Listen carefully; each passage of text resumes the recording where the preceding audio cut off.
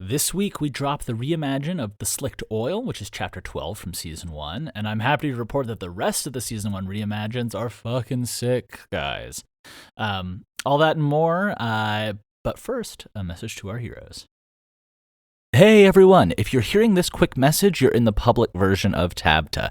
Right now in the Heroes of Edara version, I am chatting with them, thanking them for supporting the series and help keep the lights on while we're so small, and sharing little songs and stories and behind-the-scenes stuff. So if you guys want access to that and to support the series, help keep the lights on while we're still a small little shop, you can check us out on patreon.com/7thvalkyrie, that's 7THVALKYRIE, and learn more. Anyway, on into the show.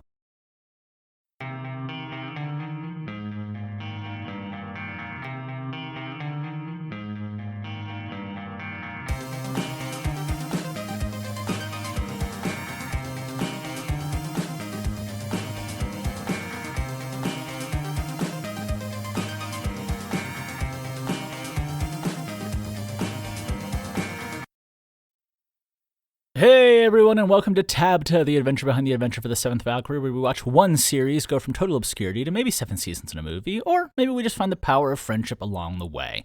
I'm your host, Colin Sharp, creator and current voice of the 7th Valkyrie, and it's great to have you listening. First, let's cover the week in 7th V content. We today put out The Slicked Oil, Chapter 12, this is the Reimagine, from Season 1. And then we've got the listen along for that one actually coming out on Friday. Also, just a quick reminder that 11 through 17's Reimagines and the listen alongs are already here for the heroes on Patreon. So if you want to listen to those right this second, you can get on over there. As for what's going on with 7th V and me, I'm in final edits for 18 through the epilogue of Season 1's Reimagined, which would complete the entire series fully reimagined, brought up to the standard that we had for Season 2. And for longtime fans, you'll know that Those Are the Wolves, Snarling Strays, Erytheme, The Curtain Dark, Full Moon's Guard, and Dolls and Puppets have a lot of very specific and cool sounds and atmosphere that can't be created with my vocals and don't exist on Earth. So the process of calibrating those kinds of unearthly sounds as part of the story has been a really awesome project, and I won't tell you some of the tricks and tools we're using, because I'll save that for the listen-alongs, but stay tuned. And that brings us to our Q&A, in which our friend DoubleTrouble asks, with the World Cup going on, who do you think would win a World Cup between Edara and the various free nations? And it's a good question because there actually is a sport somewhat similar to our soccer that is found in Edara called Krashka. And it's very popular for similar reasons. Cheap to play, only need something roughly ball-shaped and, 2 vertical structures to represent a goal.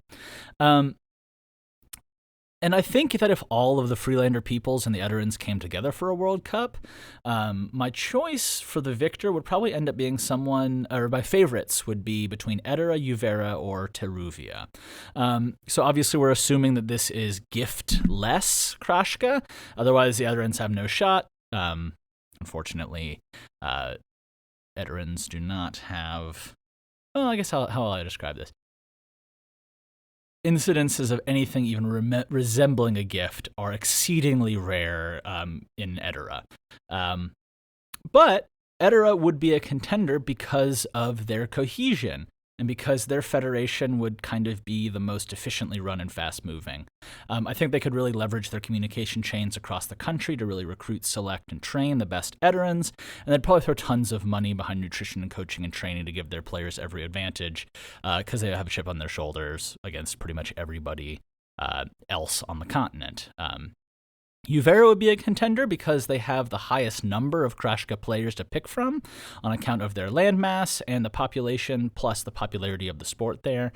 They would have a much harder time recruiting, organizing, and picking the very best players just because they tend to be a very scattered people. That only comes kind of is slow to come together. And with all that individual talent, they maybe couldn't be cohesive, so it would be an interesting matchup. And then Teruvia would have a shot simply due to their conditioning and endurance. The fiery conditions and mountainous terrain of Teruvia have given rise to a people that are very adaptable to extreme heat and innately very fit. So on an Edaran-hosted or Uveran-hosted field, their advantage would be slightly reduced. But if they were hosting the cup in Teruvia, that would be borderline unfair to any non-Teruvians, and I think the Firelanders would sweep it. So anyway, DoubleTrouble, thanks for asking, getting me to get on my thinking cap for how both to put together a soccer tournament, or a Krashka tournament, in Teruvia and also, or not in Teruvia, in this world, and also communicate exactly.